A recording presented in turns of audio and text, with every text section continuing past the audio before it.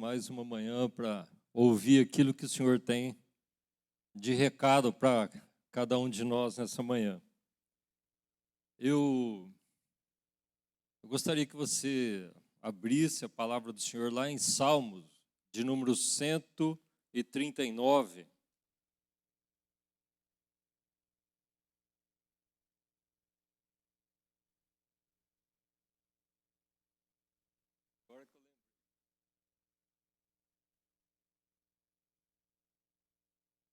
Salmo de número 139, de 1 ao 10, versos de 1 ao 10, a palavra do Senhor diz assim: Ó Senhor, tu me sondastes e me conheces. Tu conheces o meu assentar, o meu levantar, de longe entendes o meu pensamento. Esquadrinhas o meu andar e o meu deitar, conhece todos os meus caminhos. Sem que haja uma palavra na minha língua, ó Senhor, tu conheces. Tu me cercastes em volta, puseste sobre mim a tua mão. Tal conhecimento é maravilhoso demais para mim, elevado demais para que possa atingir. Para onde eu irei do teu espírito? Para onde fugirei da tua face? Se subir ao céu, tu aí estás. Se fizer nas profundezas a minha cama, tu ali também estás. Se tomar as asas da alva, se habitar nas extremidades do mar, ainda ali a tua mão me guiará e a tua destra me susterá. Se a gente prestar bastante atenção, ler isso daí várias vezes, você vai ver que o Senhor, Ele está no controle total das nossas vidas, sem que você esteja fazendo alguma coisa para isso, né? Mesmo que aí você vê que o salmista, ele fala, se eu fugir para algum lugar, se eu querer me esconder de ti, né? Se eu quiser distância do Senhor, ainda assim Ele vai estar ali cuidando de você e Ele sabe todas as tuas necessidades. Por que eu estou lendo isso daí? Na realidade, não é esse o texto principal que nós queríamos refletir nessa manhã. O principal está lá em Efésios 3:20.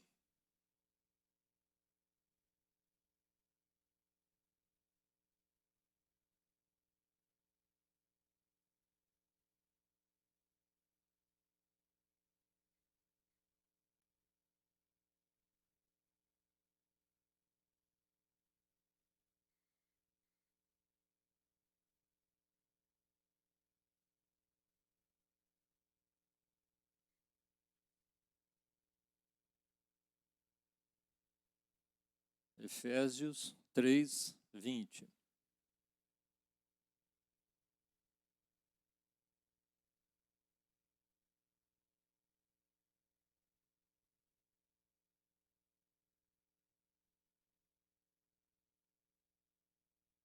Amém?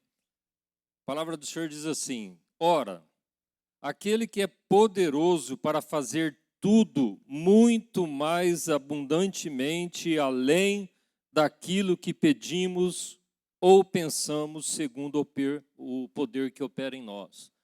Deixa eu ver se é diferente a tradução aqui. Ora, aquele que é poderoso fazer tudo muito mais abundantemente além daquilo que pedimos ou pensamos, segundo o poder que em nós opera. Praticamente a mesma tradução da minha, né? O que eu queria falar? Que a gente atrapalha Deus muitas vezes, né? Na nossa limitação de entendimento das coisas, nós atrapalhamos o agir de Deus nas nossas vidas. Porque muitas vezes nós estamos focados no nosso pequeno entendimento, ou a pequena visão que nós temos das coisas, E aquilo que a gente pede ao Senhor, aquilo que a gente acha que é importante para a nossa vida, Deus, aqui está falando que Ele é poderoso para fazer tudo mais abundantemente, né? Muito mais abundantemente, né? Muito mais abundantemente daquilo que nós pedimos ou pensamos. Então nós estamos muitas vezes restritos a quê? Aquilo que a gente acha que é importante para nós. Nós estamos restritos àquilo que você sente nas tuas necessidades, que eu preciso disso, eu preciso alcançar isso, eu vou chegar aos pés do Senhor, vou pedir isso para mim. Aí Deus tem muito mais do que aquilo, né, além daquilo que nós pedimos ou imaginamos, muito mais abundantemente, e a gente, às vezes a coisa desse tamanho, nós estamos pedindo isso daqui. Aí nós atrapalhamos o agir de Deus nas nossas vidas. E então,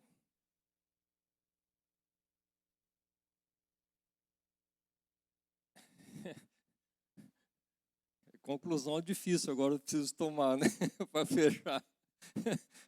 Aí eu vou falar para você, não ora não, né? E aí?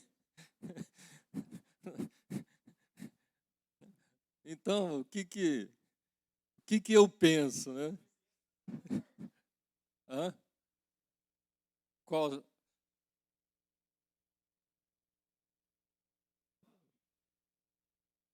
Hã? Além daquilo que pedimos ou pensamos, segundo o poder que em nós opera, né? Essa faz toda a diferença. Esses dias,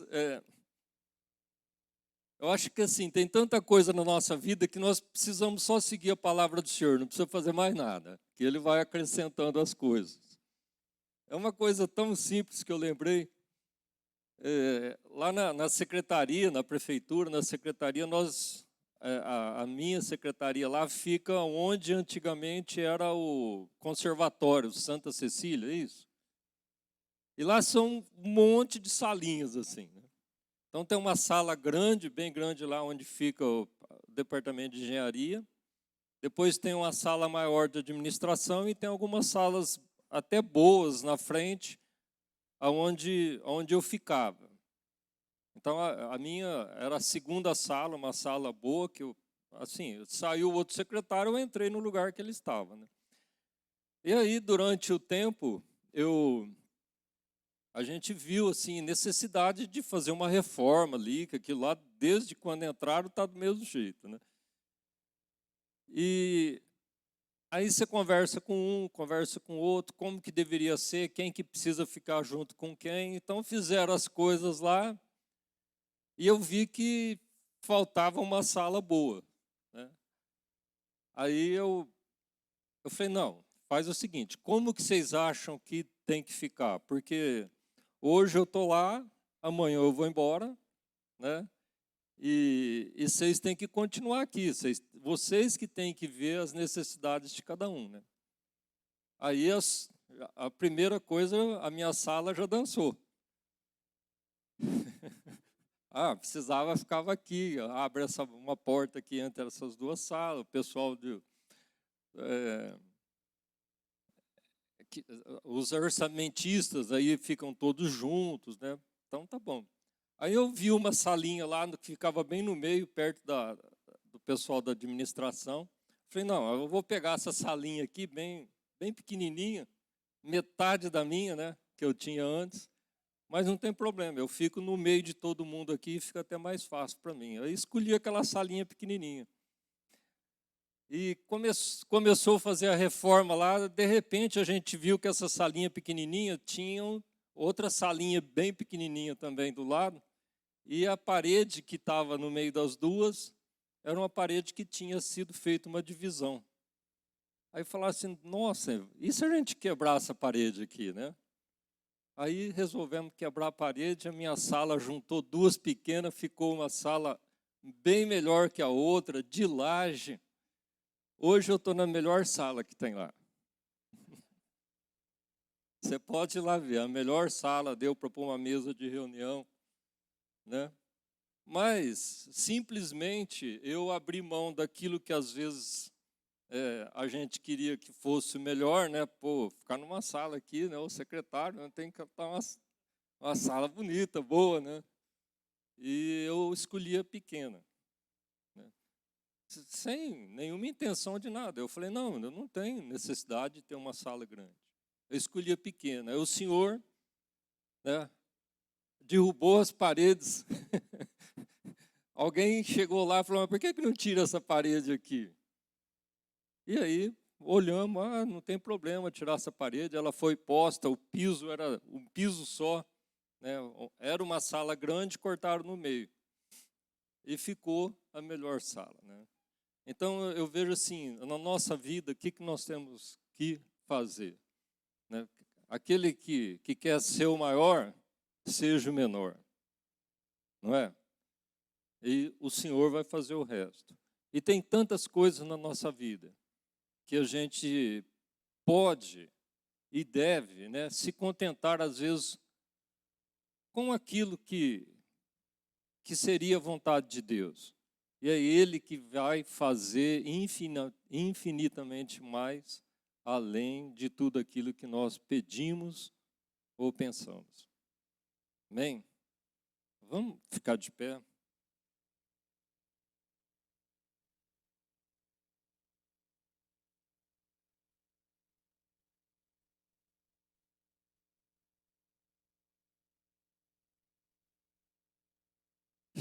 Senhor Deus, Pai Todo-Poderoso, em nome de Jesus, nós queremos te agradecer nessa manhã por estarmos aqui mais uma vez, para ouvir de Ti, ouvir a Tua palavra.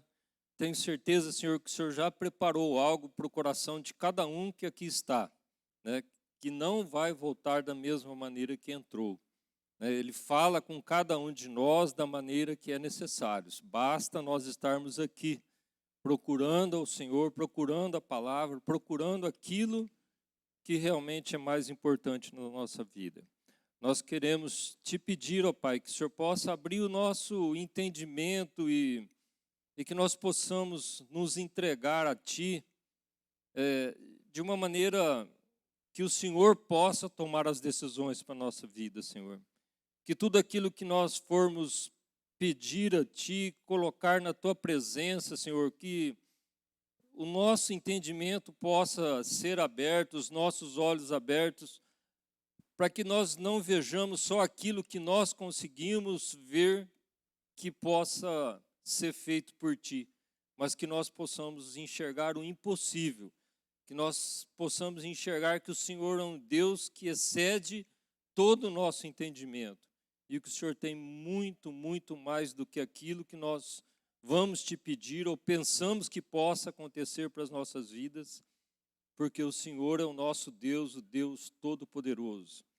Obrigado, Senhor, porque mesmo antes, né, como diz lá no Salmo, mesmo antes de chegar palavras à nossa boca, o Senhor já conhece todas as nossas necessidades. Tudo aquilo que o Senhor, eu tenho certeza que sabe o que realmente é bom para cada um de nós. Nós te agradecemos em nome de Jesus por essa manhã. Amém, Senhor. Amém. Vou chamar o pastor Marcos para dar continuidade, né, no nosso estudo.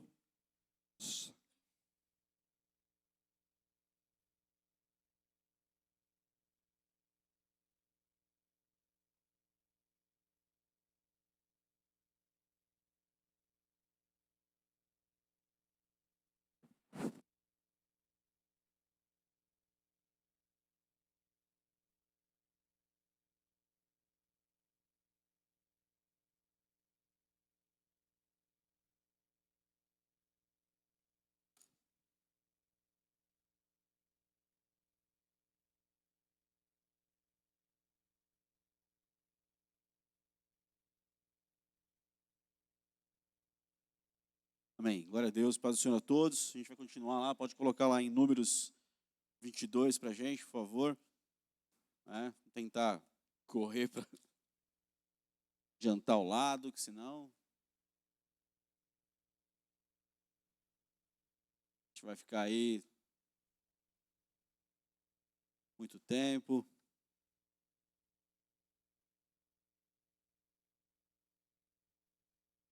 Números 22, pode pôr o versículo 12, a gente já só vai passar a ler de novo ele e já vai seguir para frente, né, porque a gente já...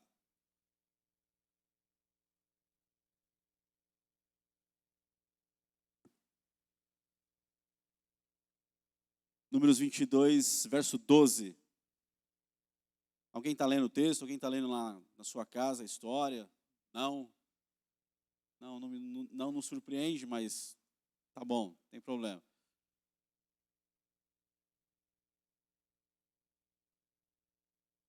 Isso aí a gente já leu, né? Que Deus aparece para Balaão à noite e fala para ele: você não vai com esses homens, despede eles. Disse Deus a Balaão: não irás com eles, nem amaldiçoarás este povo, porquanto bendito é. Aleluia, aleluia. O povo de Deus já é abençoado. Então Deus disse para Balaão: despede esses homens aí que estão com você. Isso é baseado na promessa de Deus para Abraão, no capítulo 12 lá, que é um povo abençoado. Essas questões aí também, a gente leu aí em Deuteronômio, que fala sobre a bênção e a maldição, né?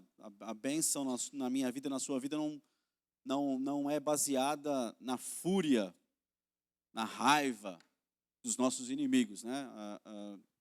Maldições não alcançam a gente por causa da fúria do inimigo, por nenhuma estratégia do inimigo, por nenhuma maldição que sai da boca de inimigos, né? Mas a maldição alcança a minha vida quando eu não obedeço aos mandamentos do Senhor e aí, assim como a bênção do Senhor, ela vem, ela permanece em nossa vida quando nós obedecemos ao mandamento do Senhor, e isso é uma verdade. Então, todo tipo de medo, preocupação, isso não pode estar nas nossas vidas, né? As palavras de maldição, as palavras sejam quais forem elas em nossa vida, elas não têm o poder de atingir, de produzir nada, porque você já é abençoado, amém, irmão? Então tem uma palavra de bênção.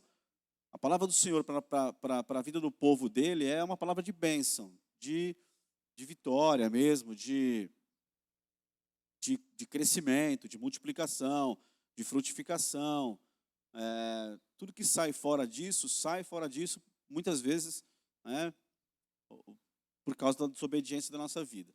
Aí o pastor falou domingo, comentou sobre que a gente crê nisso, né, e isso é uma verdade, que é claro que qualquer palavra que as pessoas liberam contra a minha vida, de maldição ou de qualquer sentido desses, é claro que a gente se levanta contra essa palavra também, a gente não aceita, né? Por exemplo, eu aprendi na minha vida, e eu levo isso muito a sério, aprendi isso há muitos anos, e levo isso muito a sério com relação ao meu amém. A minha boca se abrir para eu falar amém para alguma coisa, né? Esse poder do amém. Então, eu tive um sonho muito ruim com você. A maioria das vezes eu não vou nem querer ouvir o sonho, né? A orientação que a gente tem é, repreende esse sonho aí, em nome de Jesus. Eu tive um sonho. Mas tem gente que coça a língua, né, e ela tem que falar o sonho, os detalhes do sonho. Um acidente de carro, você morria despedaçado, né? Como o pastor falou aqui outro dia, né, que no domingo, alguém disse: eu te vejo numa cadeira de roda. Deus não tem isso pra gente, irmãos. Não tem isso pra gente. Eu te vejo igual Isaías. Foi lá: Ezequias, você vai morrer, cara. Põe a casa em ordem que você vai morrer. Era um profeta, irmão.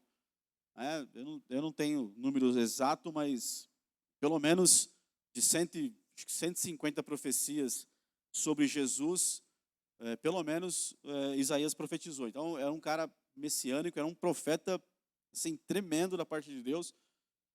E chegou lá para Ezequias, põe a casa em ordem, você vai morrer.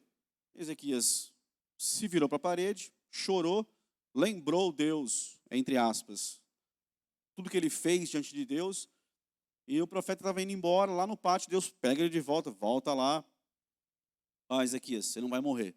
Deus se lembrou aí, né, entre aspas, de algumas coisas que você fez, e você vai viver mais 15 anos aí.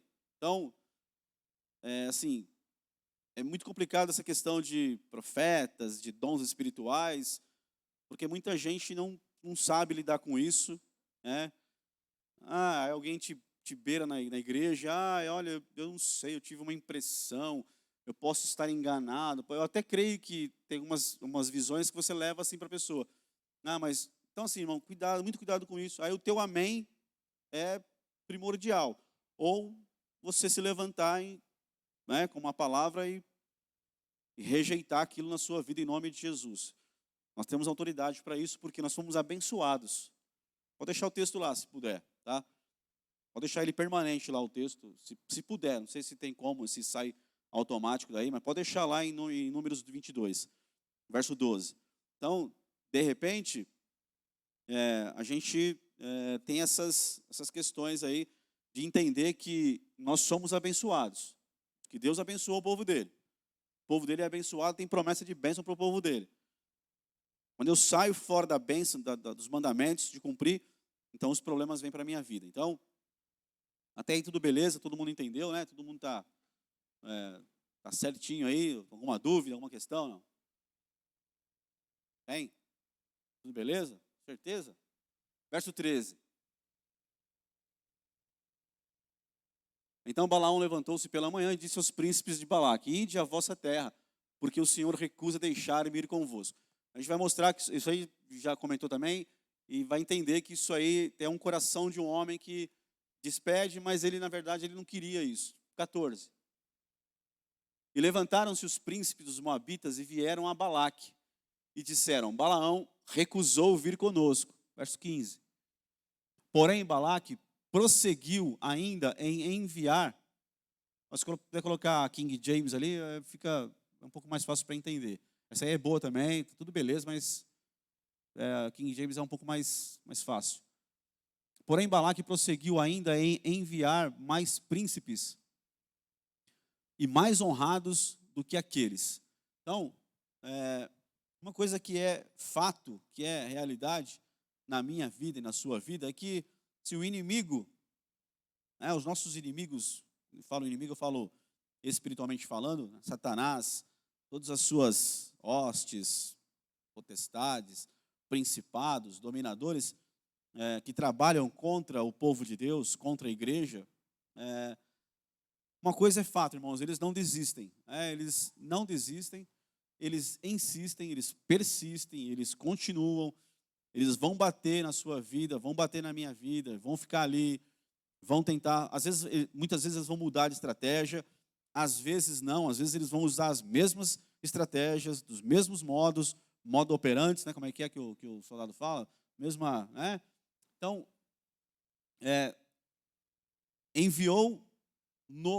Balaque enviou de novo outros príncipes, em maior número, e mais importantes do que os primeiros. Então, mais grana, mais corrupção, mais tentação, aumentou o prêmio, aumentou a quantidade, aumentou o valor. Esses príncipes eram mais honrados do que os primeiros. Então, Balaão podia olhar e falar: pô, eu realmente sou importante, né? Porque os caras... então, assim, mas a estratégia do inimigo e assim, isso aí para a nossa vida é um fato, irmãos. Tentou uma vez, eu venci a tentação, acabou, estou tranquilo. Não, irmão, fica vigia. Continua vigiando mais ainda, porque vai vir outra, vai vir melhor, vai vir maior. A Bíblia fala que Jesus foi tentado no deserto pelo diabo, pelo próprio Satanás. Tentou ele no deserto, usando palavra. Por 3 vezes ele tentou corromper Jesus. E assim, lá em Lucas capítulo 4, quando Satanás ele vai tentar Jesus, Jesus está ali como homem agora, ele abriu mão, né? A Bíblia diz lá em Filipenses 2, que Jesus abriu mão de ser Deus aqui na terra, para viver como homem. Então ele estava na sua humanidade. Aí ele vai para o deserto ser tentado pelo diabo. No deserto, o diabo aparece e tenta fazer com que Jesus volte a usar a sua divindade, o seu poder de Deus. Ó, tem pedra aí, tá com fome? Manda transformar, né? Pô, você é Deus, mas Jesus estava como homem. E ele abriu mão da sua divindade. Então, usar o atributo divino dele seria pecado, porque ele abriu mão disso, ele recusou, ele não quis ser Deus para ser homem como a gente, para sofrer como a gente, pagar o preço como a gente, para mostrar que dá para vencer muitas coisas na nossa vida. Tudo talvez não dê, a gente confia nele, mas ele conseguiu vencer tudo, como homem. Então a tentação do diabo é, usa a tua divindade. Vai, volta aí, apela, né? Toma atalho. E aí Jesus não quis fazer isso. Não, ele pagou o preço para não fazer isso. A tentação do diabo para a nossa vida é diferente. Porque nós somos humanos, né? Nós temos uma natureza humana caída. Então, o que ele quer fazer? Aí nós aceitamos Jesus. Então, a divindade veio morar em nós. O que ele quer agora? Que eu volte a ser carnal. Então, eu sou espiritual agora, amém? Você é espiritual agora, certo? Você era um homem natural, caído, morto. Nós éramos. Aí o Espírito Santo vem habitar em nós. Nós nos tornamos pessoas espirituais, certo? E o diabo quer o que agora? É o contrário da tentação de Jesus. A nossa é diferente. A nossa, ele quer que a gente volte a ser pessoas, voltemos a ser pessoas carnais, a ter atitudes carnais. Então, irmão, isso é uma guerra entre a carne e o espírito em você. E ele continua tentando, ele vai aumentar, ele vai balançar, ele vai tentar sabe, ele vai fazer, ele vai insistir. Ele tem tempo. O diabo, ele tem tempo, ele já viu muita coisa, ele conhece muita coisa. Então, assim, ele vai usar. Ele conhece a minha história, conhece toda a minha história.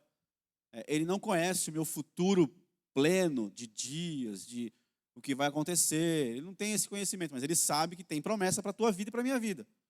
Então, o que ele quer é bagunçar isso. Então, ele vai tentar atrapalhar. Mas a minha história passada, a história do meu pai, a história do meu avô, ele conhece porque ele acompanhou de perto. Ele estava lá na casa, ele viu o que o meu bisavô fez, o que os meus avós fizeram, o que os meus pais fizeram. Ele viu tudo. Ele acompanhou lá dentro.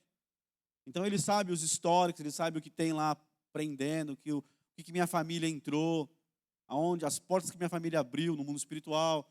Entendeu? Em Jesus, tudo isso é fechado. Amém ou não? Tudo isso acabou. Mas ele vai continuar tentando. Ele vai tentar trazer de volta. Então, tem um irmão do seu lado que os problemas que ele enfrenta são numa área talvez econômica, e você não tem problema nenhum econômico, você venceu, se tem dinheiro tá bom, se não tem você consegue viver glorificando a Deus, mas a pessoa do seu lado não tem essa facilidade nessa área. Outra pessoa é uma área tal, outra pessoa na área tal. Por quê? Porque o diabo conhece a família de cada um, o histórico de cada um, e vai agir, vai trabalhar em cima daquilo ali, do coração que ele sabe que a família teve, que eu tive um dia, que você teve um dia. Então, aí você olha para o lado e fala assim, mas esse irmão está nessa peleja com essa área. Não, essa área é fácil. Não, é fácil para você que você não tem um histórico nisso. Mas para ele, é um histórico familiar. Espíritos familiares, irmãos, acompanham e vão. Alguma coisa? Nada, verdade? Sei não, hein? Mas tudo bem. Sei não.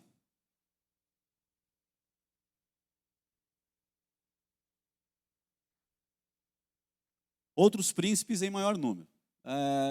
Foram ter com Balaão e lhe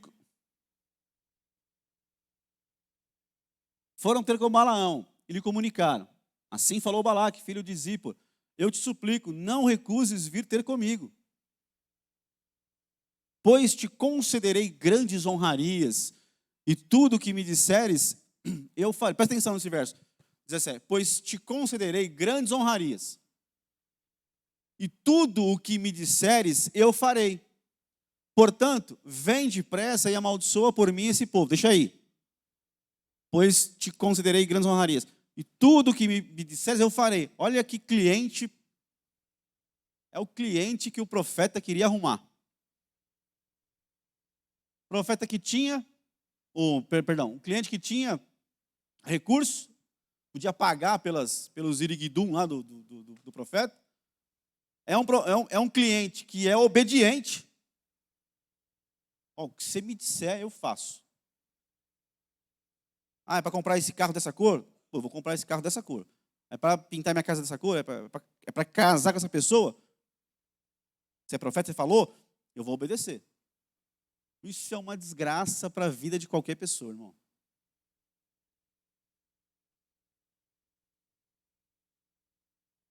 Primeira coisa, eu creio em profetas. Segunda coisa, nós vivemos isso aqui no nosso contexto, mas o contexto de Balaão é completamente diferente de você estar num lugar onde tem profetas de Deus, entendeu? E não quer dizer que profetas não vão errar nunca. Não, eles podem até falhar. O caso de Balaão é diferente. Ele arrumou um cliente ali que vai obedecer e esse cliente é bem problemático de alma, de vida, né? Servir a outros deuses e tal. Então, só o que é ali é uma macumba gospel, né? Um negócio ali para... Mas é um cliente ali obediente. E, infelizmente, na igreja tem pessoas assim, que querem viver uma vida dessa, porque isso aí é prisão, irmão. Aí a pessoa não come mais aquilo porque o profeta falou, não vive mais aquilo, não usa mais, não faz mais, não anda mais, entendeu? Esse é um contexto que parece distante de nós, mas não é. Infelizmente não é.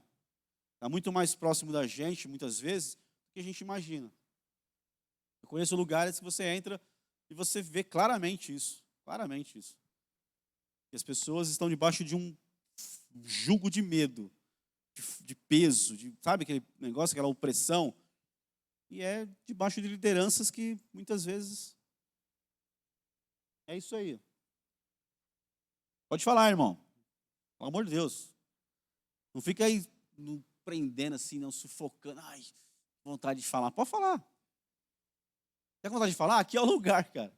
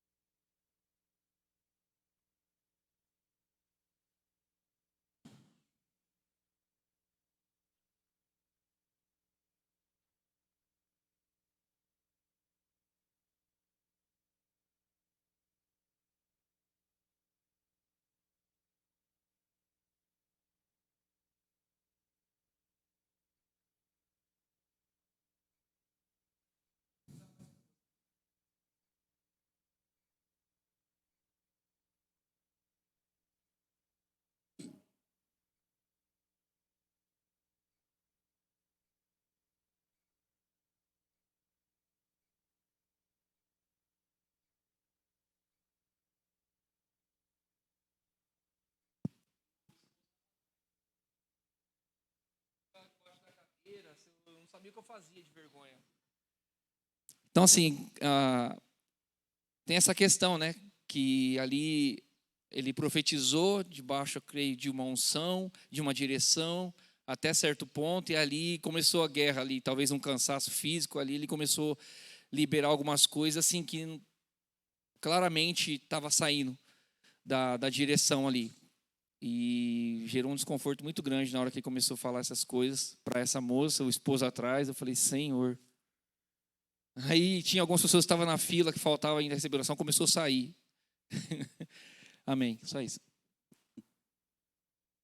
Então, assim, isso é uma realidade, irmãos, que diminuiu bastante, mas ainda acontece e a gente precisa estar sempre Sempre vigiante com relação a isso. Para entender, acho que uma síntese desse verso 17 aí, que eu escrevi aqui, creio que é isso que resolve no meu coração, né? Pessoas obstinadas que encontram profetas carnais, sem temor a Deus. Aí imagina que junção. Pessoas obstinadas que querem muito uma coisa na sua vida. Estão na igreja, estão ouvindo palavra. Eu me lembro assim, a gente fazia muita vigília lá muito tempo atrás. Lá na Rua Amazonas, ou nas matas por aí, cenáculo, quando começou lá atrás. A gente fazia na igreja toda sexta-feira. Começava às 11 horas, meia-noite, ia até umas 3, 4 horas da manhã. E eu me lembro que eu ficava lá esperando para começar a vigília, aí chegavam umas pessoas, uns irmãos, tal, umas irmãs, sempre tinha uma irmãzinha lá que era de praxe quase, né? Aí antes da vigília ela queria vir contar os problemas dela, o que estava acontecendo e tal, e eu sempre cortava, ela falou, não quero ouvir você agora, não é hora de ouvir você.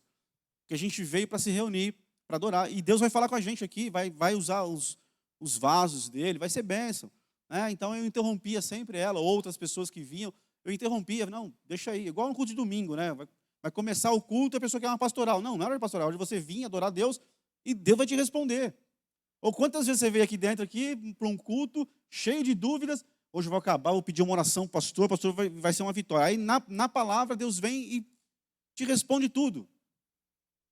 Aí você olha para ele no final do culto e fala assim, nem vou falar com ele, nem precisa mais, nem vou pedir oração. Porque Deus falou com você, Deus respondeu. E é assim, irmão, isso é real, isso funciona, isso é Deus fazendo. Mas tem gente que é obstinada, que ela está possessa por aquilo, por vontades, por desejos, por ela quer alguma coisa. E aí ela encontra profetas carnais. É isso que é a verdade do texto. Profeta carnal, que não tem temor a Deus, que com a boca fala, olha, a primeira turma veio, vai embora, porque Deus não quer que eu vá com vocês.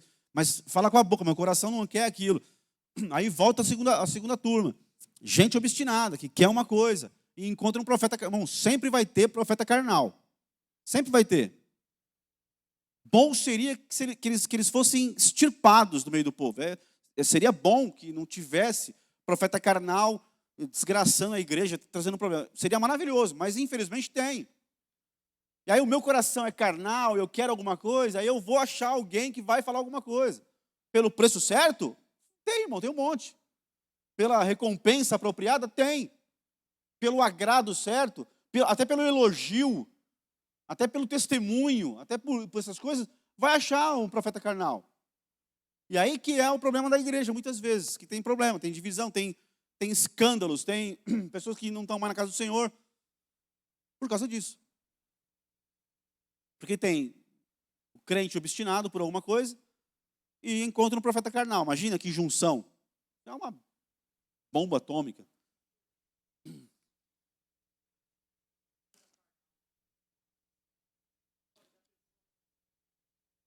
Está muito perto ali, então.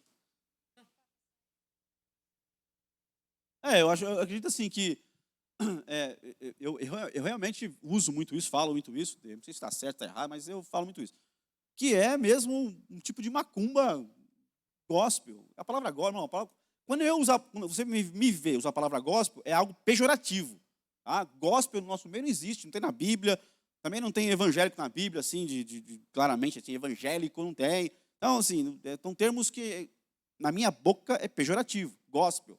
Então, quando você encontra uma oração gospel, tem um monte de macumbeiro gospel na igreja, tem um monte de gente, sabe, eu já vi tanta coisa, meu Deus do céu, se eu vou entrar nisso aqui, vai até outubro do ano que vem. Vai muito longe. Mas tem manifestações que você olha na igreja, quando eu falo igreja, falando de geral, tem manifestações, movimentos que você vê na igreja, que cópia do mundo, cópia do terreiro de macumba, cópia do centro espírita, mesa branca, é tudo cópia daquilo. Tem pessoas que vêm para a igreja com aquelas coisas ainda do passado. Então, é muito sério isso. Eu preciso estar vigia, eu preciso conhecer Bíblia, e eu preciso, além de conhecer Bíblia, eu preciso ter uma vida de oração, eu preciso ter comunhão com Deus para eu discernir essas coisas. E a gente fala muito aqui, Jesus está voltando, vai tocar a trombeta, está aí nas portas. vai ter o arrebatamento. E quanto mais se aproxima desse momento, mais complicado, mais sério fica a coisa na igreja. Porque tudo começa com a igreja. Tudo é a igreja. É tudo aqui. Os ministros serão julgados. Então tudo é aqui, o povo dele. Porque o povo dele vai experimentar o primeiro impacto, que é o arrebatamento. Então, ele vai consertar tudo isso aqui. Então vai ter mais inimigo, vai ter mais, entendeu? Mais coisas vindo contra a igreja. Então, mais eu preciso buscar Deus para ter discernimento, para discernir as coisas que está acontecendo. Quem está falando, né? A boca foi até bonitinha a palavra, mas teu coração, eu tenho um discernimento aqui que teu coração está mentiroso, isso aí. Não é isso aí, não procede. Não testifica na minha vida. Então, assim, é muito sério, eu preciso ter discernimento. Uma das coisas que a gente preza muito aqui, até o Renan uma vez, faz alguns anos, ele foi cobrado por um pai de adolescente, da igreja. Esse pai não tinha comunhão nos cultos, esse pai não vinha à escola dominical, esse pai não participava de culto nenhum de semana, esse pai vinha às vezes de domingo, ficava no meio da igreja, sim, sem... Parecia aquele pilar ali, ó. Vendo aquele pilar ali da porta? Pode olhar o pilar lá, vendo? Parecia aquele pilar na hora do louvor, parecia... Não tinha. Mas aí foi cobrar o Renan, porque a igreja tinha que fazer eventos, tinha que ter coisas para atrair jovens, tinha que ter programações especiais, mirabolantes, hollywoodianas, para atrair os jovens. Aí eu falei para ele, assim, cara, aqui nós não cremos nisso. Não cremos nisso aqui, cremos na palavra, aqui cremos na unção, cremos... É lógico que você não vai fazer um culto de jovens com terno e gravata, não é isso. Mas eu não preciso trazer o mundo para dentro da igreja para poder atrair os jovens. Aí, o dia que não tiver, eles não vão ficar felizes, não vão gostar, porque a gente emperequetou, acostumou eles a emperequetar o negócio, para que eles possam pular, dançar, se alegrar, subiar, para quê? E dentro deles, a palavra entrou, teve resultado, teve vida, fruto? E não tem, porque é só oba-oba. E a gente crê na palavra. Tem uma iluminação, tem um acerto, mas a primazia aqui é a palavra. É a mensagem, a palavra do Senhor. É a oração, é a unção de quem está ministrando, é o compromisso, é a aliança com liderança, com a igreja, com a visão. É isso que a gente prima. Porque aí vai formar gente que quer compromisso com Deus. Não com a luz, com a fumaça que sai daqui. Então isso é trazer, sabe, eu fico bolando coisas, movimentos, para poder atrair as pessoas. Irmão, isso é uma desgraça para a igreja. A gente já viu isso acontecer e já viu desacontecer também. Sempre tem uma... Então, essas semelhanças que o diabo quer lançar dentro da igreja, se amoldar as coisas do mundo, está sempre aí batendo na nossa porta. E aí, você mantém isso 1 ano, 2 anos, não, a palavra, 3 anos, mas tem gente que com o passar dos anos, ela vai se corromper. Realmente, acho que é melhor mesmo. É mais fácil, irmão. Tem caminhos que são mais fáceis, mas são errados. Não está na palavra.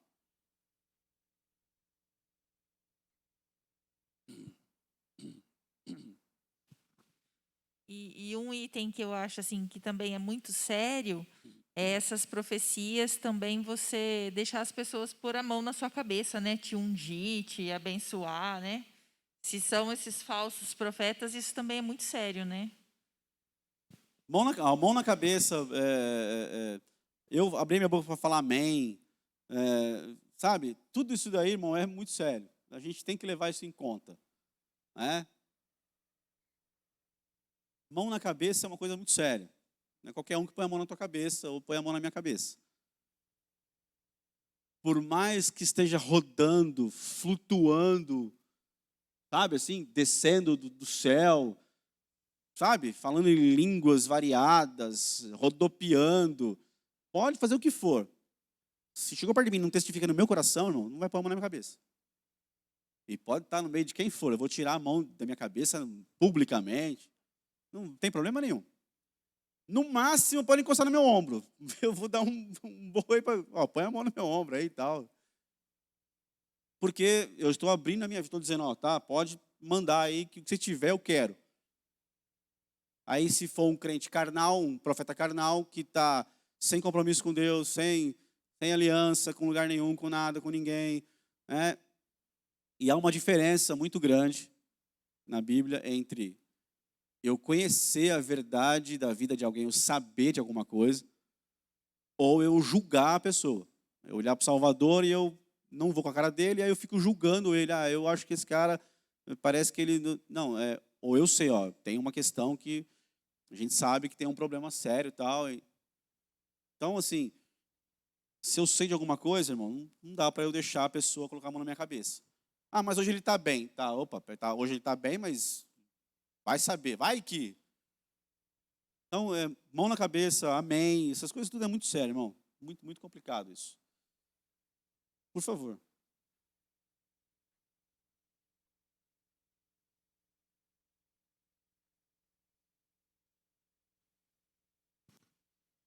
Sem som. Alô. Alô, agora foi. A questão ainda do profeta carnal, queria comentar também, né, que a gente tem que estar... Essa pessoa que se diz profeta carnal, né, que a gente vai facilmente identificar, como o irmão Júlio acabou de falar agora há pouco, né, é uma questão muito séria, porque às vezes a pessoa está tão crente, está começando, principalmente os que estão começando, né, a caminhada cristã, vê uma situação dessa, né, o crente não está maduro ainda, e vê uma situação dessa daí que percebe que a pessoa está falando por ele mesmo e não pelo Espírito Santo, e essa pessoa que não está tão firme, ela pode se desviar dos caminhos do Senhor, né, por conta disso. Vai se esfriar, desacreditar na palavra. E aí esse profeta carnal aí, ele vai ter que acertar essa conta com Cristo depois. Então é muito sério essa questão de profetizar, né? Então a gente tem que ter essa convicção. É de Deus? Isso que eu estou sentindo de falar para a pessoa, é de Deus ou é de mim? Né? Se você não tiver certeza que não vem de Deus, repense, né? Vai orar e depois, se Deus confirmar no seu coração, você pode até falar, mas certifique-se que não é da carne, né? Quando você quer lançar uma palavra a uma pessoa. Acho que isso é importante. A questão também que foi falada aqui agora há pouco do espetáculo, né, para os jovens, realmente, pastor, é isso aí mesmo. Eu acredito assim também que os nossos jovens têm que serem atraídos pela palavra de Deus, né? E não pelo show que vai estar vendo. Porque se ele estiver vindo aqui atrás de um show, vai chegar uma hora que esse show não vai ser suficiente, ele vai se afastar dos caminhos do Senhor. Porque ele está alicerçado não na palavra e sim no visual. E isso não vai durar muito tempo. É uma coisa que me veio aqui agora que eu acredito que é Deus que está falando comigo, e eu vou continuar aqui nessa questão. Uma coisa que você vai perceber, e se não perceber, eu estou te falando aqui que é assim. Alguém que está na igreja, que é um profeta carnal ou uma profetisa carnal, você geralmente vai ver ela nos cantos, pegando um ou dois. Você dificilmente vai ver esse profeta carnal, essa profetisa carnal, perto do pastor da igreja. Você sempre vai ver esse profeta ali, reunindo com dois ali, ele dá a impressão de que ele é uma pessoa extra, né, tipo assim, ele está fora do negócio, ele é um ser que está ali e que profetas de Deus, que Deus está usando, que Deus está ali, tem comunhão com a liderança, está perto. Tem muita coisa, irmãos, que a gente recebe da parte de Deus sobre algumas questões de pessoas que a gente leva até, Deus colocou isso no meu coração. Não tem problema nenhum, eu não preciso, irmão, ser um profeta. Olha, eu sou independente, Deus fala comigo, deixa Deus me usar, ficar segurando o meu ministério. Não tem nada disso, irmão. Eu posso chegar no meu líder e falar, cara, Deus me deu um sonho com relação a isso. Então, aí você vê uma profetisa, um profeta nos cantos, pegando um no canto, olha, eu tive uma... Irmão, cuidado com isso. Vê se a pessoa tem aliança com a sua liderança. Vê se a pessoa está junto, anda junto, caminha junto, se a mensagem é a mesma. É fácil identificar isso. Como é que eu sei que é um falso profeta? Vê se está junto no corpo, se está envolvido, vê se tem comunhão, vê se a mensagem que sai da boca dela é semelhante à que sai da liderança espiritual da igreja. Vê se compara. A Bíblia diz que a gente pode julgar algumas coisas, tem que julgar a profecia ou profeta, agora escapou a frase. Aqui eu não quero entrar lá, que se eu entrar lá em dons vai lascar aí, vai. Mas a gente precisa julgar. Então, dá uma olhada, vê se... Jesus falou sobre os falsos profetas, eu já falei isso, eu já falo de novo. Pelos frutos conhecereis a árvore. Então, a árvore má dá mau fruto. Então, às vezes na igreja, quando eu começo a ver gente que tem ministério, pegando um de canto, pegando outro de canto, irmão, já começa a ficar esperto já. Isso pode ser uma desgraça para a igreja. Porque o diabo olha para isso e fala, opa, tem ali um profeta carnal ali que eu vou investir nele. Vou insistir, já ele está indo com Balaque. Vamos lá, Deus deixou. Bom, Deus não deixou. A vontade de Deus é, espere esse povo, resolve isso, acabou. Ninguém fala alguma coisa? A irmãzinha ali.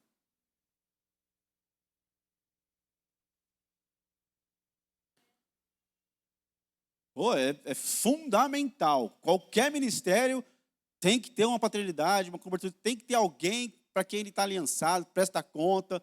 Você vê uns voando por aí, uns cometas, irmão, pode ver que daqui a pouco tempo vai ter um escândalo. Tem que prestar conta para alguém, tem que ter comunhão com alguém, tem que ter aliança. Já falei aqui com todo o respeito do mundo e agora é um termo carinhoso. Eu vejo lá o apóstolo Gézero, um velhão, um senhorzão, um anciãozão, poderoso. Cara, ele está lá em comunhão. Até esses dias agora, o Rony Chaves, que é outro velhão, abençoadão, tal, coroão, ia lá no Morre Cerullos, que é o pai dele. Então, são homens que, é lógico, chega um teto também que não tem mais, que aí o cara é com Deus e aí eu olho para ele e falo, bom, Deus está com esse cara aqui, tem uma história, então eu vou me aliançar a ele. Aí chega um teto, que aí o próximo é Deus mesmo e tá tudo certo. Mas você vê o fruto, você vê a história, você vê como que a pessoa chegou lá, aonde ela está, o que ela alcançou, o que ela construiu em Deus. Aí depois disso vem os seus filhos e aí vai dando tem uma bênção ali. Ela perguntou se os ministérios, se um profeta tem que estar ligado com alguém, tem que ter uma cobertura. É primordial isso. Tem que estar ligado a um corpo, tem que estar ligado a uma igreja, tem que dar dízimo, tem que participar, tem que ter ceia, tem que ter mesa. Então, não, tem que ter. Tudo balão, tudo carnal. Pode vazar que é carnal. Quem levantou a mão? Acho que alguém levantou? Não. 18. Balaão deu aos emissários de Balaque a seguinte resposta. Presta atenção. Ainda que Balaque me desse seu próprio palácio, repleto de prata e ouro, eu não poderia transgredir uma ordem expressa do Senhor. Na tradição judaica, nos rabinos, porque assim, desde que Moisés subiu no monte e recebeu as tábuas do Senhor, da lei, lá na lei está escrito, vocês passem isso de geração em geração. Seus pais peguem seus filhos, põem eles no colo, ou você vai lendo na caminhada, mas vai contando tudo isso para os seus filhos, para os seus netos. Lembra disso?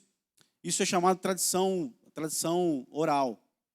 Então, um judeu hoje, uma família judaica, lógico, que recebe uma vida, na palavra, na Torá, na lei dele. Não estou falando do Luciano Huck, que é macumbeiro, não, tá? Ele é judeu, mas ele é macumbeiro. Bate tambor lá para as entidades lá. Então não é uma família que crê na lei que Deus deu para o povo dele. Entende a diferença? Então há judeus e há judeus. Há judeus que não têm Jesus ainda, mas eles seguem a Torá. Os anciãos sentam com os netos e vem cá, e vão contar. Então, aí tem essa questão de tradição judaica. Então, eles passam para os seus filhos, seus netos, o que aconteceu desde que Moisés subiu no monte. Passam antes também, lógico, mas estou dizendo partir de Moisés. Eles vão contar os detalhes das coisas. Então, segundo a tradição judaica, os rabinos dizem que quando Balaão fala isso para os mensageiros de Balaque, ainda que me desse o próprio palácio repleto de prata e ouro, eles dizem que é isso que estava no coração de Balaão. O que Balaão fala aqui para os mensageiros de Balaque, na segunda vez, ainda que Balaque me desse seu próprio palácio, ou a tradução fala que é na sua casa, repleto de prata e ouro, é isso que estava, esse era o desejo do coração de Balaão desde o começo, desde a primeira vez que ele recebeu os mensageiros. Cara, essa aqui é uma oportunidade para eu me encher de prata e de ouro. É isso. Isso é o que ele queria. É isso que, quando a primeira vez que Balaque vai lá na porta dele bater, quando ele recebe e ouve a história, é isso que no coração de Balaão está. É isso que nasce. Essa é uma oportunidade para eu ficar cheio de prata e de ouro. O final dessa história vai ser isso. E aí eles dizem que isso estava no coração dele. Por isso que deu tanto problema. E tem essa relutância. Eu não poderia transgredir uma ordem expressa do Senhor, meu Deus, de forma alguma. Quer em relação a uma situação menos grave ou mais grave. 19. Agora, pois, escute, descansai aqui esta noite, vós também, a fim de que eu possa tentar descobrir se o Senhor tem mais alguma orientação a dizer-me. Vai que Deus mudou. Vai que tem Deus, e é bem claro, tem mais alguma orientação. Não, Deus não tinha mais nada para falar. Era aquilo, era uma vontade perfeita. Despede, encerra o assunto e o povo é abençoado. Ponto, acabou. E aí o diabo volta. De novo, ele vem lá. Ele tenta, ele aumenta o peso, ele vai floreando o negócio. Aí ele fala, vai que Deus tem mais alguma coisa para falar que ele esqueceu da primeira vez, e alguma coisa que ficou meio assim, que eu não, né? E ele, isso é terrível, irmão. Isso é um coração de um profeta que é terrível. Que Deus nos dê discernimento para, quando virmos esse tipo de profeta, você corra dele, em nome de Jesus. Eu estou fora de um profeta desse. Esse cara vai me dar o que eu quero. Eu não estou fora disso. 20. Então veio Deus a Balaão durante a noite e lhe ordenou: não vieram essas pessoas para te chamar? Levanta-te e vai com eles. Entretanto, não farás senão exatamente aquilo que eu te orientar. E agora? Que agora bagunçou tudo. Agora começa a bagunçar o negócio. De verdade. E agora? E agora, Salvador?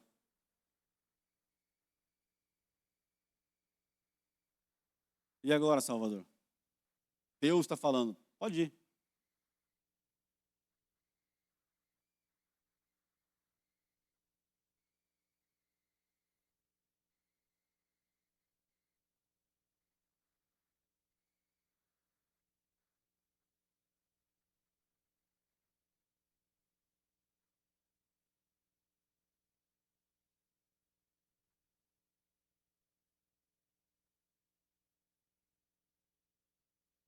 Abre lá em Jeremias 35, por favor.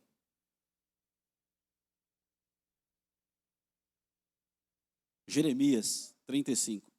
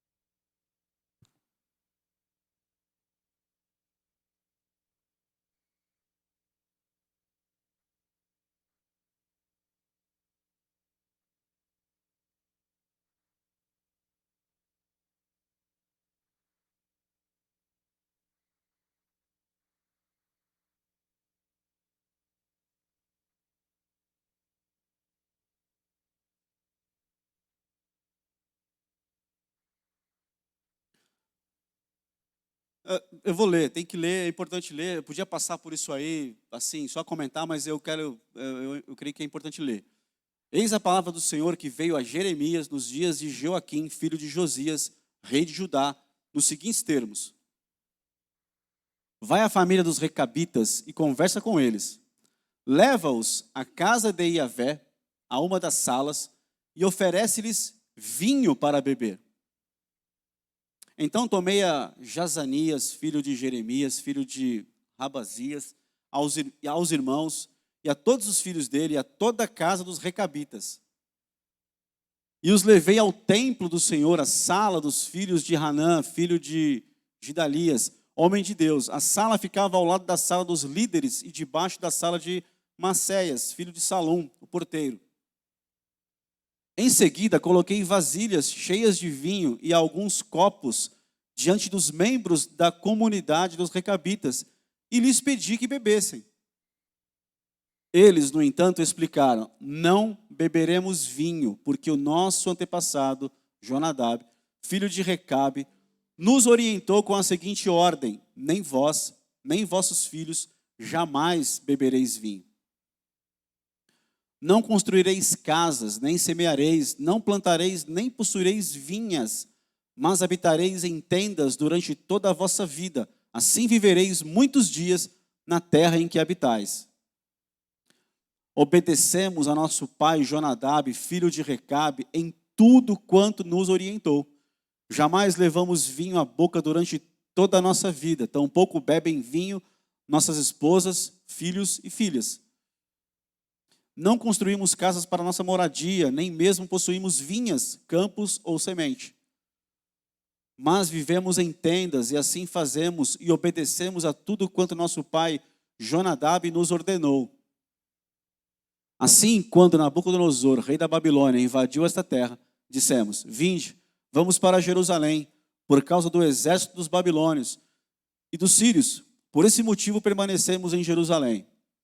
Então Yahvé dirigiu sua palavra a Jeremias, ordenando: assim diz o Todo-Poderoso dos Exércitos, Deus de Israel: vai e prega aos homens de Judá e a todos os habitantes de Jerusalém, nestes termos: porventura jamais ireis aprender a lição e obedecer a minha palavra? Indaga o Senhor. Jonadab, filho de Recabe, ordenou a seus filhos que não bebessem vinho, e essa ordem vem sendo obedecida fielmente até este momento. Então não bebem vinho, simplesmente porque obedecem a uma determinação do seu antepassado. Entretanto, eu vos tenho pregado repetidas vezes, e contudo sequer me destes ouvidos, tampouco levastes a sério as minhas insistências e orientações. Do mesmo modo, insistentemente vos enviei todos os meus servos e mensageiros, os profetas, com a seguinte admoestação: convertei-vos agora cada um do seu mau caminho, corrigi vossas ações, e não caminhais atrás de outras divindades para as servir. Sendo assim, com certeza habitareis na terra que concedi a vós e a vossos pais. Todavia não me destes atenção, tampouco me obedecestes. Os filhos de Jonadab, filho de Recabe, cumpriram o mandamento que seu pai lhes determinou, mas o meu povo preferiu não me obedecer. Portanto, eis que assim declara o Eterno, Todo-Poderoso dos Exércitos, Deus de Israel: trarei sobre Judá e sobre todos os habitantes de Jerusalém toda a desgraça e catástrofes que profetizei contra eles. Pois eu lhes falei, mas decidiram não me dar ouvidos, e os convoquei, mas nem mesmo me deram uma resposta. Então Jeremias entregou uma palavra de bênção a toda a família dos recabitas, nos seguintes termos: eis que assim declara Yahvé dos Exércitos, Deus de Israel: porque obedeceste ao mandamento de vosso pai Jonadab, cumprindo todas as orientações e agindo de acordo com tudo quanto vos ordenou, assim diz o Senhor Todo-Poderoso, Deus de Israel: jamais faltará a Jonadab, filho de Recabe, um descendente que me adore, mediante o seu serviço. Acho que acaba aí o texto, né? Acaba lá. Isso é simples, é fato, irmão, é realidade. Uma família que lá atrás ouviu uma orientação: não bebam vinho. Aí está todo mundo lá em paz, não construíram casa, não plantaram vinha, porque plantar vinha é brincar com perigo, né? Não pode tomar vinho, vai plantar vinha. Aí uma coisa puxa a outra, a casa vai cair. Não tenho casa, não tenho nada, nem semente. Você lê o texto, eu li o texto para você ler o texto. Então você não ia ler o texto como inteiro. Você ia só ler o verso que eu falei, ia ouvir a historinha e tal, mais ou menos, mas não ia ler o texto. Então você lê o texto e você entendeu o texto inteiro. E Deus, não foi o diabo, foi Deus, o Jeremias, profeta Jeremias, vai lá, pega essa família toda, todo mundo, põe numa sala e dá vinho para eles beber.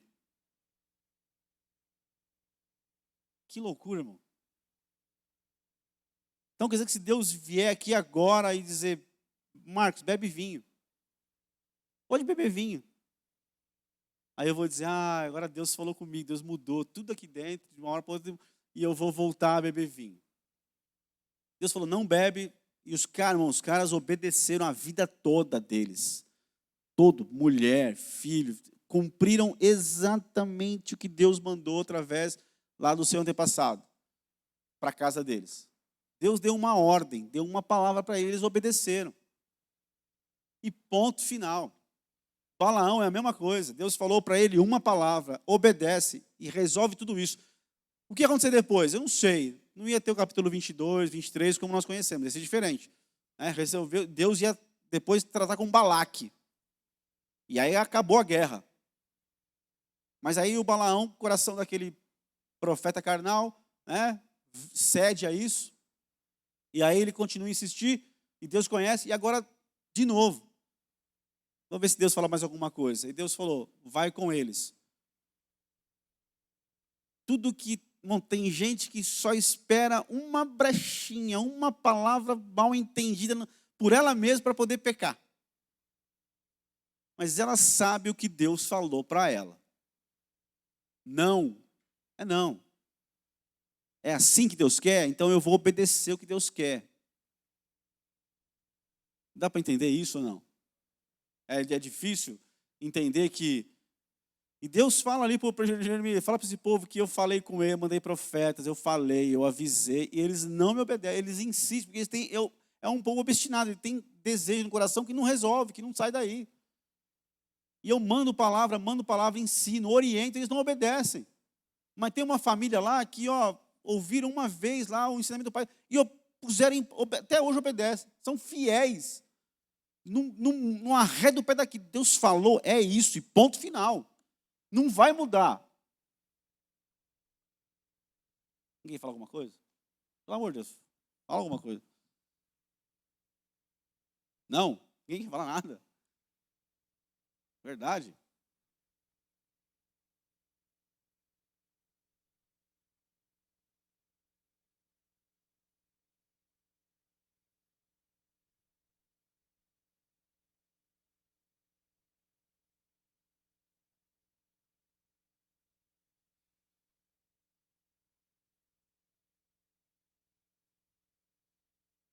E é claro, que aí nessa segunda parte, Deus tem que transformar essa situação toda no coração do profeta, carnal, em bênção para o povo dele.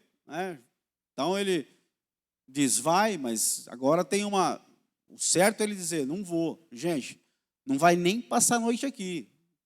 Sinto muito, já falei para a primeira turma lá, não vai nem vou custar Deus. Já falou que não. Está resolvido. É igual Moisés. Imagina Moisés, irmão. Deus falou um dia para ele, você não vai entrar na terra prometida, porque você se deixou levar pelo povo e feriu a rocha 2 vezes, você não vai entrar mais. Aí no final, lá em Deuteronômio, ele vai começar, no capítulo 1, 2, 3, ele vai começar, e aí ele diz, eu insisti com Deus. Eu falei, Deus, deixa eu entrar na terra. Quebra esse galho, Deus.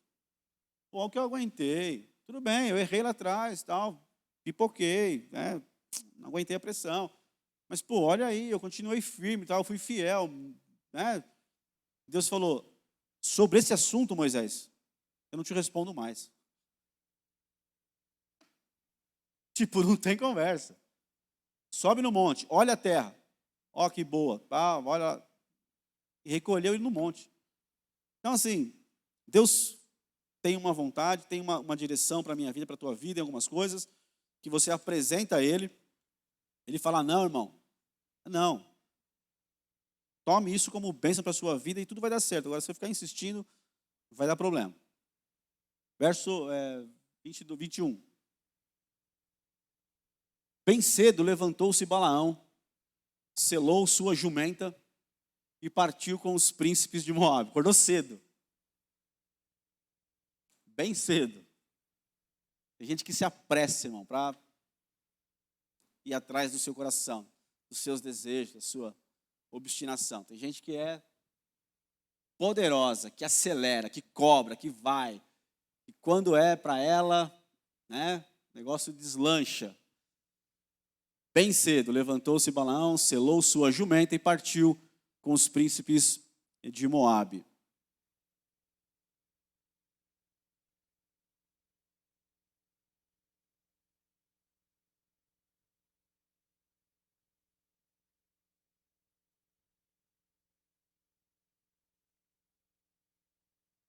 Verso 22.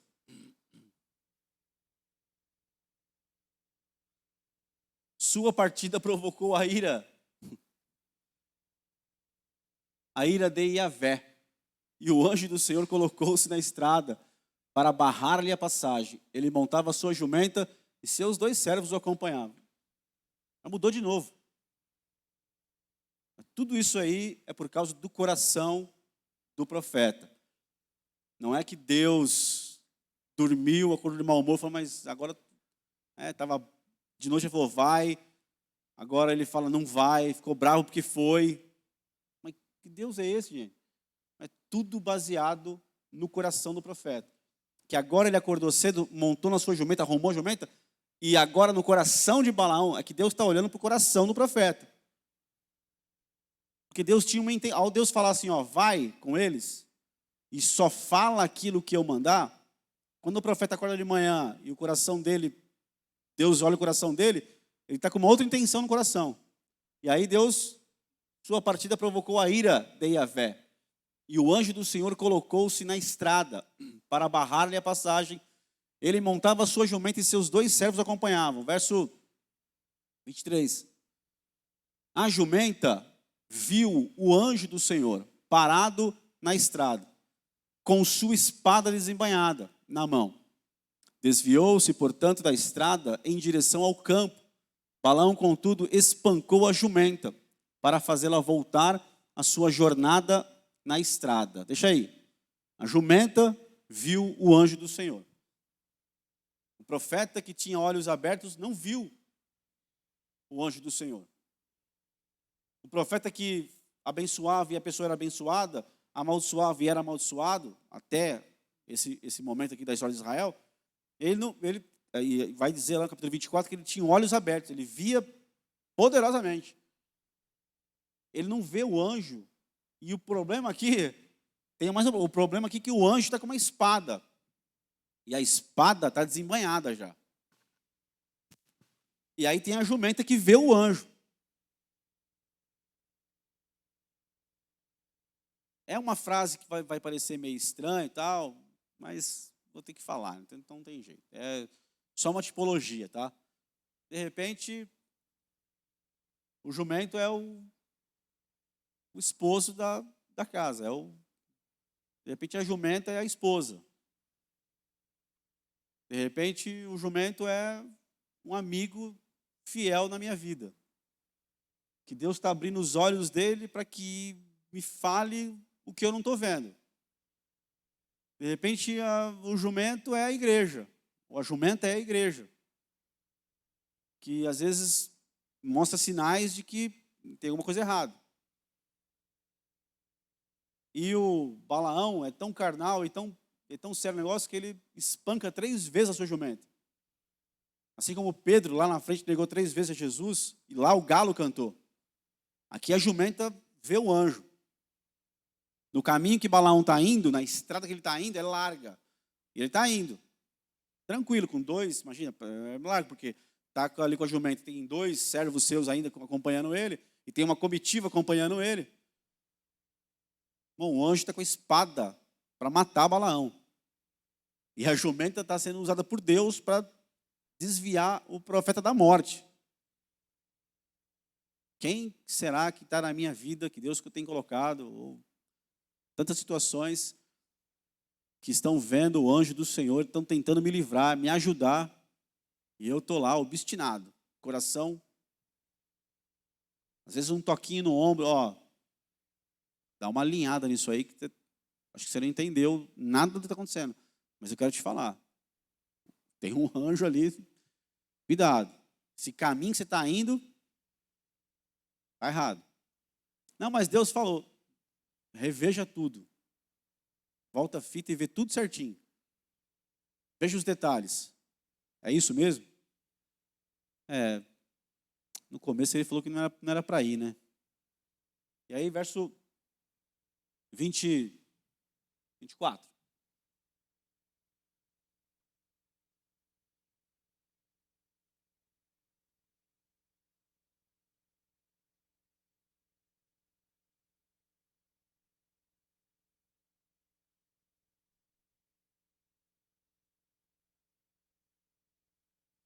Eu escrevi algumas coisas aqui, deixa eu só, sobre com relação à jumenta, né? Ela vê o anjo, ela sabe quando Deus é um obstáculo para o nosso intento, para o nosso caminho.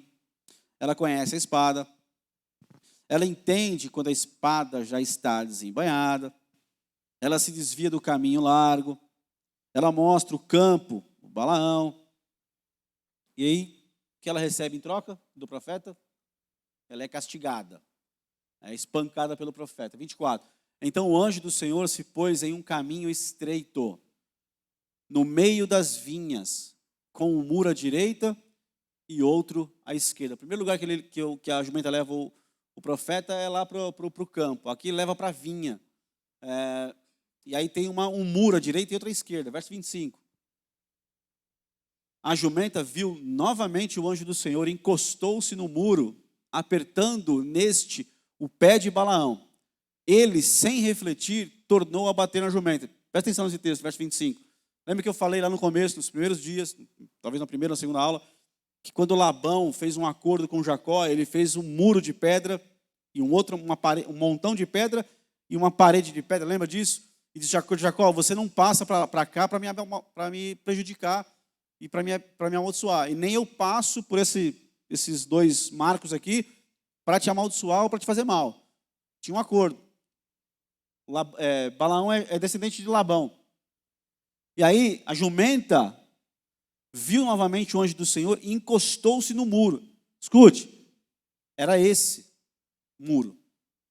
Era esse lugar.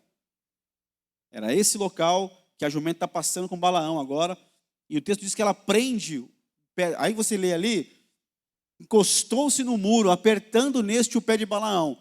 A tradução judaica diz que Balaão nunca mais teve a sua perna, o seu pé, igual depois desse dia. Ele teve um ferimento que nunca, como Jacó. Lembra que Jacó foi tocado pelo anjo e mancou? O resto da sua vida, Balaão também foi ferido nesse dia, nunca mais andou direito, normal.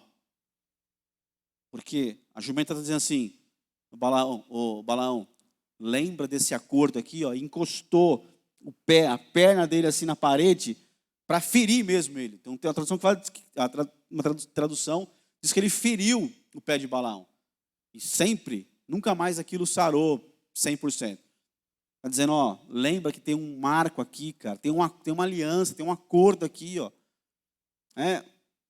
Lembra lá que quando Davi vai consultar a Deus, tem 3 anos de fome na terra, e Davi vai consultar a Deus, por que não chove?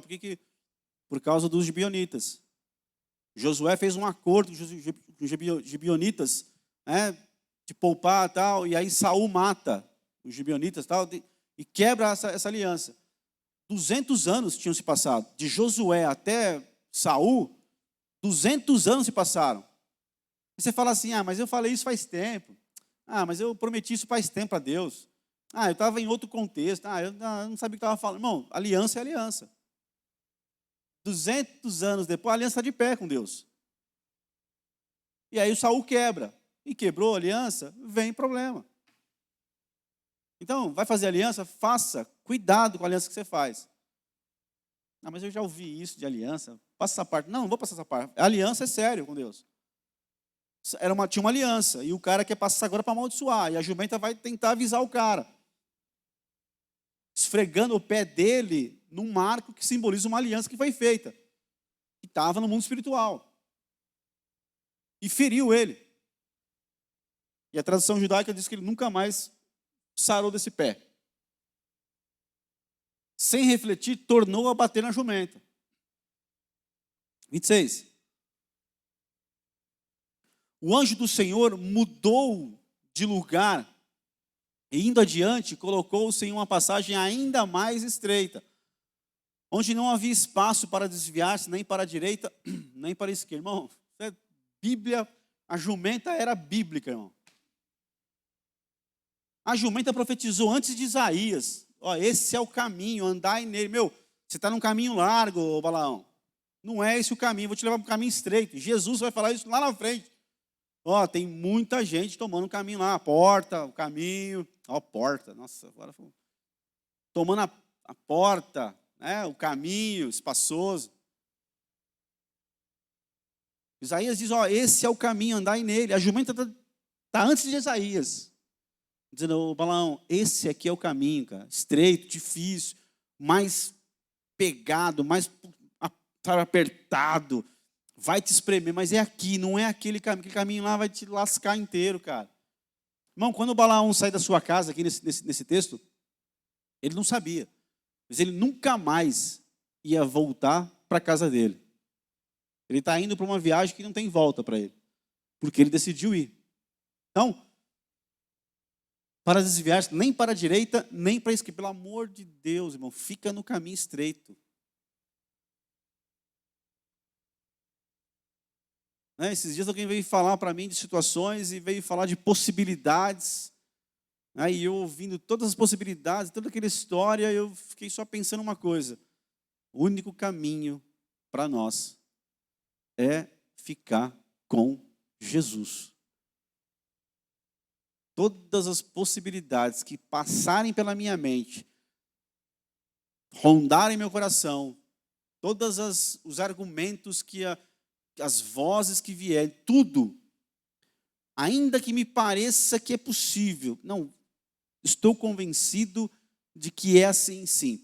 Eu posso, não posso, irmão. Eu não posso.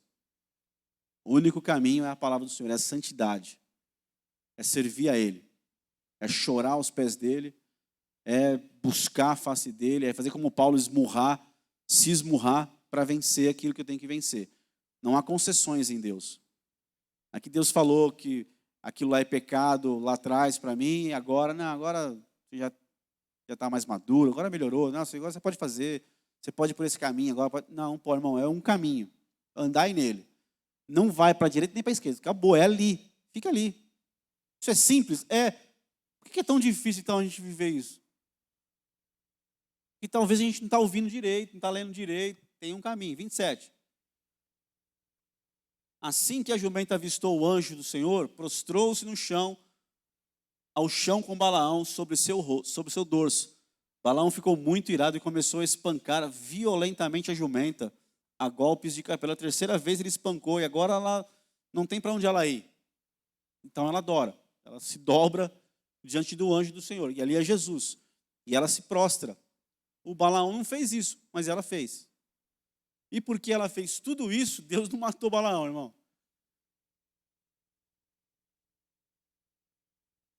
Lá na frente ele morre, porque não tem mais jumenta.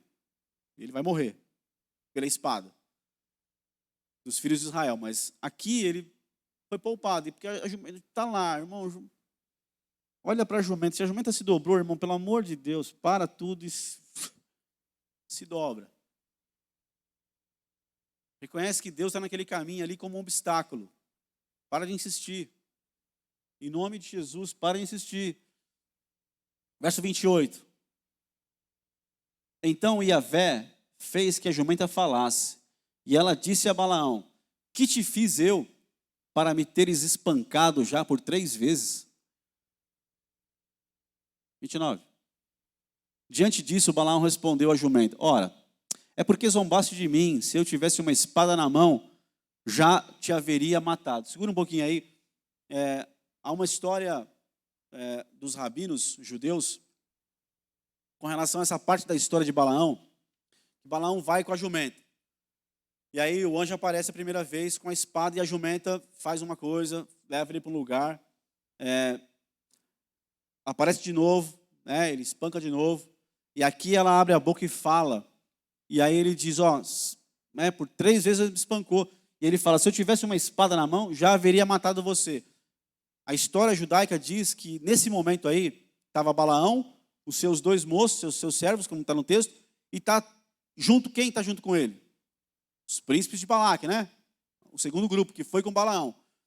A história judaica diz que nesse momento aí, os príncipes de Balaque olham um para o outro e falam assim, cara, esse é o cara que nós contratamos para amaldiçoar o povo de Israel? Ele não tem espada, nem a jumenta obedece ele. E esse é o cara que nós vamos pagar para amaldiçoar o povo de Israel. Nem a sua jumenta obedece, ele não tem espada. Que é isso? Estamos lascados. E virou uma história, nesse momento virou até uma zombaria entre eles com relação ao Balaão. Porque eles estavam vendo, ela não obedece ele. Ele não tem controle sobre a jumenta. E aí começou a acontecer ali uma zombaria com relação à vida de Balaão. Isso enfureceu mais ele ainda. Verso 30. Então ponderou a jumenta viu, falou e ponderou.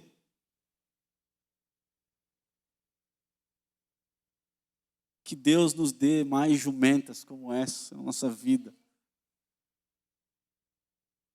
Ponderou a jumenta a Balaão, não sou eu a tua jumenta, que te serve de montaria toda a vida e até o dia de hoje?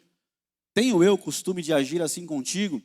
Ao que respondeu ele, não, irmão, se as coisas não estiverem encaixando, não estiver normal, pelo amor de Deus, pondera você.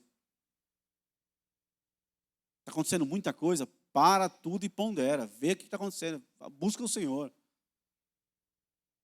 Não vai vivendo assim, sabe? Vai levando, vai batendo, empurrando com o peito, forçando as portas, arrombando passagem. Não vai fazendo isso não, pelo amor de Deus.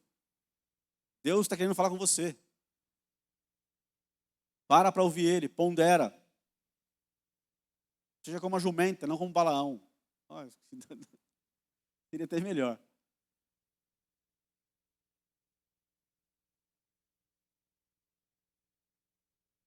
Amém. A gente vai continuar. Prometo que mais uma acaba, aí vocês vão ficar livres, tá? Fique em paz, descansa teu coração. Não deixa nada de ruim entrar. A gente volta domingo se tiver. E agora, se tiver alguma pergunta, um comentário aí, alguma coisa, por gentileza.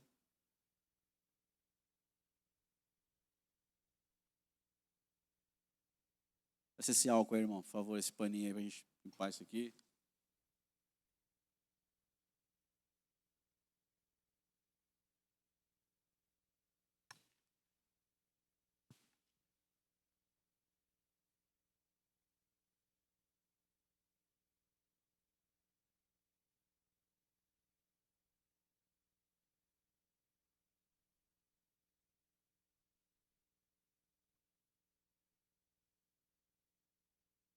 Amém. Agora o nosso pastor. Aleluia.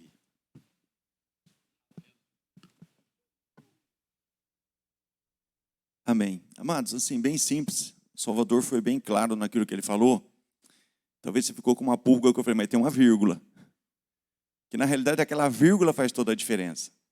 Ele é poderoso para fazer infinitamente mais, além do que pedimos ou pensamos, segundo o poder, de acordo com o poder que em nós opera. Mas para esse poder operar, eu tenho que, assim como Jesus, orar e entender que o meu pensamento não é o pensamento de Deus e deixar o meu pelo dele.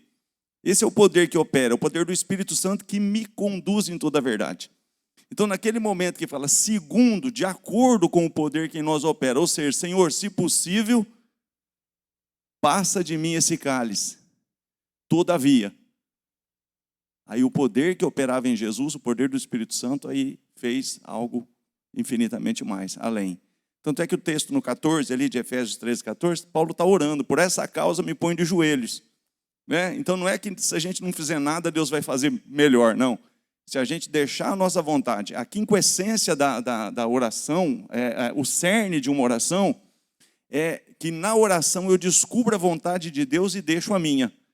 Aí o poder que opera através, esse poder do Espírito Santo age e faz algo melhor e algo maior. Amém? Não está errado da forma que ele falou. Só que você fala, então deixa quieto, Deus vai fazer melhor mesmo? Não, Deus vai fazer melhor quando eu deixar a minha vontade. Né? Não seja feita, todavia, a minha vontade. Você não fez a tua vontade. Você abriu mão da tua vontade. E aconteceu que a sala foi feita. Né? Eu abro mão da minha vontade, a vontade de Deus é maior e melhor do que a minha. Os pensamentos de Deus são mais altos e maiores do que o meu. Então esse poder que opera em mim, quando ele vier, ele vos conduzirá em toda a verdade. É o poder do Espírito Santo. Quando eu deixo o Espírito Santo operar, aí quando é que não acontece? Quando eu faço como Balaão. Como eu faço como Davi. Davi fez um recenseamento no povo e até achou que era Deus, mas você vai ver que não era Deus. Foi Satanás que incitou para ele desejar aquilo. Tanto é que o chefe do exército falou, por que deseja o rei meu senhor isso? Que o Senhor multiplique o teu exército, né? Mas aquilo foi no coração dele tanto como foi no coração e ele fez a vontade dele. Então o poder que operou ali, o poder da vontade dele, não o poder de Deus. Amém, amados? Amém.